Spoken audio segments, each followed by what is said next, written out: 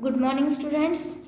मैं आप लोग को आज आपके चैप्टर 6 का नेक्स्ट पैराग्राफ पढ़ाने जा रही हूँ। आप लोग ध्यान से देखेंगे और सुनेंगे। ओके, आप लोगों ने इससे पहले पढ़ा जो ये डॉक्टर होमी जहांगीर बाबा थे, उन्होंने कैसे अणुशक्ति को लोक कल्याण के लिए प्रयोग किया। वरना लोग अणुशक्ति को परमाणु बम के बनाने में, इन सब में लोग को क्षति पहुंचाने में प्रयोग करते थे। लेकिन जो ये डॉक्टर जहांगीर बाबा थे, उन्होंने इस अणुशक्ति को लोक कल्याण के लिए प्रयोग किया और दूसरे वैज्ञानिकों को भी प्रेरित किया इसकी ओर। ठीक है, अब मैं पढ़ने जा रही हूँ। इस प्रकार अपनी शिक्षा एवं अध्ययन समाप्त कर वे सन 1940 ईस्वी में भारत लौट आए। उसी वर्ष वे भारतीय विज्ञान संस्थान बेंगलुरु में रीडर नियुक्त हो गए। इसके बाद वे कॉमिक्स किरण संशोधन केंद्र में प्रोफेसर बनाए गए। वहाँ उन्होंने 3 वर्षों तक कार्य किया। इस बीच 1942 ईस्वी में उन्हें कैम्ब्रिज विश्वविद्यालय का एडम्स पुरस्कार मिला।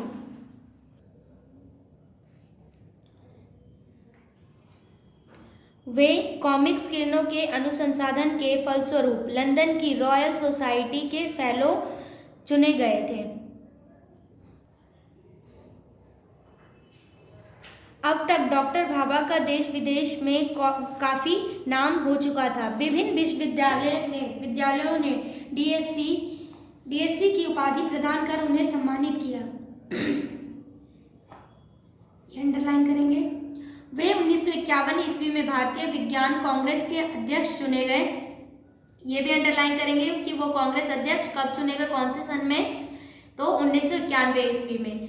भारत सरकार ने 1954 ईस्वी में उन्हें पद्म भूषण की पदवी से अलंकृत किया। ये भी अंडरलाइन करेंगे। इसी वर्ष वे अणुशक्ति के निर्माणकारी उपयोग के सिलसिले में जेनेवा में आयोजित अंतर्राष्ट्रीय कांग्रेस के अध्यक्ष चुने गए थे। उनके मस्तिष्क में अणुशक्ति को निर्माण कार्यों में उपयोग करने की बात जमी हुई थी। उनके अनुरोध पर मुंबई में सर दोराबजी टाटा ट्रस्ट द्वारा Tata institute of fundamental research नामक संस्था की स्थापना की। ये भी अंडरलाइन करेंगे कि उन्होंने किस संस्था की स्थापना की, Tata institute of fundamental research. इसके बाद उन्होंने बैंगलोर छोड़ दिया और रिसर्च संस्था के डायरेक्टर होकर मुंबई आ गए। उन्होंने अपना सुझाव प्रस्तुत करते हुए इस ट्रस्ट को लिखा था, इस संस्था को स्थापित कर मैं भौतिक विज्ञान का एक सर्वोत्कृष्ट स्कूल चलाना चाहता हूँ। मैं चाहता हूँ कि आगे आने वाले वर्षों में आणविक शक्ति के कार्यों के लिए भारत को दूसरे का मुंह ना ताकना पड़े। इस संस्था से प्रतिवर्ष प्रशिक्षित वैज्ञानिक निकल रहे हैं। इसका श्रेय डॉक्टर भाभा को ही है। भारत एटॉमिक एनर्जी एक्ट 1948 ईस्वी में बना। और भारत एटॉमिक एनर्जी एक्ट कब बना? 1948 ईस्वी में। डॉक्टर भाभा को अणुशक्ति कमीशन का अध्यक्ष नियुक्त किया गया। बाद में वे भारत सरकार के अणुशक्ति विभाग के सचिव के साथ साथ अणुशक्ति शोध संस्था ट्राम्बे के संचालक का काम भी देखते थे। ट्राम्बे का अणुशक्ति केंद्र उनकी एक महान कृति है। इसके निर्माण से भारत की वैज्ञानिक प्रगति का मार्ग खुल गया।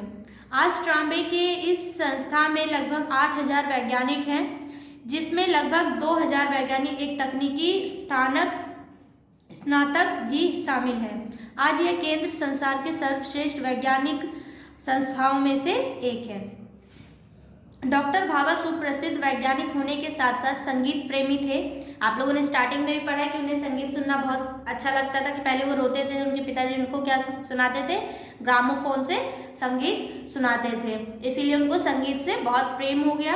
उन्हें नृत्य कला एवं चित्रकला में भी बचपन से ही रुचि थी। भारतीय तथा पाश्चात्य नृत्य देखने में उन्हें समान आनंद आता था। उनके माता पिता ही उन्हें बचपन में चित्र बनाने के लिए प्रोत्साहित किया करते थे। एक बार उन्होंने अपनी गौशाला की गाय और बछड़े का चित्र बनाया। चित्र सुंदर था, लोगों ने उनकी सराहना की। एक प्रसिद्ध चित्रकार ने प्रसिद्ध चित्रकार ने तो उसे देखकर कहा, यह बालक एक दिन एक महान कलाकार बनेगा। इसके बाद उन्होंने ड्राइंग और चित्रकला की शिक्षा दिलाई गई। बाद में उन्होंने विदेश भ्रमण के समय अनेक कलाकारों से भेंट की और अपनी कला को विकसित किया। इंग्लैंड के एक प्रसिद्ध चित्रकार ने इनकी कला को देखकर उनसे कहा था कि आप चित्रकला को भी अपने जीवन का अंग बनाएं। उनकी कलात्मक रुचि का ही परिणाम है कि ट्राम्बे के अणुशक्ति संस्थान में बगीचे एवं पौधों की सज्जा सौंदर्यपूर्ण एवं कलापूर्ण दिखाई देती है। टाटा इंस्टीट्यूट की गैलरियों तथा कमरों में सजे चित्र एवं वहाँ के उपवन उनकी वैज्ञानिकता एवं कलात्मकता के सुंदर संगम हैं। डॉक्टर भाभा का जीवन अत्यंत सरल एवं उदार था। वे सदा दूसरों को बढ़ावा देते रहते थे और उन्हें भरपूर सहायता भी करते थे। उनकी एकमात्र इच्छा थी कि भारत विज्ञान के क्षेत्र में आगे बढ़े। अपने शिष्यों को भी यह सलाह देते थे कि इस दिशा में अपनी पूरी शक्ति से काम करें। जो अणुशक्ति थी वो अपने शिष्य को भी यही बताते थे, यानी कि आने वाले वैज्ञानिकों को भी यही शिक्षा देते थे कि जो अणुशक्ति है उसका प्रयोग हमेशा लोक कल्याण के लिए करें, लोगों को क्षति पहुंचाने के लिए ना करें। 24 फरवरी 1966 ईस्वी का दुर्भाग्यपूर्ण दिन भारतीय विमान सेवा का कंचनजंगा नामक जेट मुंबई से जेनेवा जा रहा था। उस समय उसमें डॉक्टर भाभा को मिलाकर 117 यात्री थे। पश्चिमी यूरोप की सबसे ऊंची चोटी माउंट ब्लैक के ऊपर घना कोहरा छाया था। विमान कहीं टकराकर नष्ट हो गया और भारतीय विज्ञान जगत का वह जाज्वल्यमान नक्षत्र बुझ गया।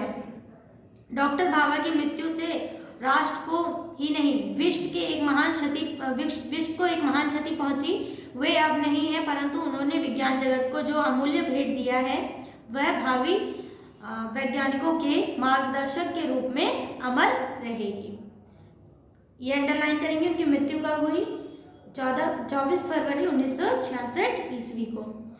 ठीक है, तो आपका ये चैप्टर यहाँ पे खत्म होता है। और ये इस चैप्टर में यही था कि डॉक्टर भाभा अपने साथ साथ दूसरों को भी दूसरे वैज्ञानिकों को भी यही सिखाते थे कि लोक कल्याण की भावना उनके अंदर उत्पन्न हो।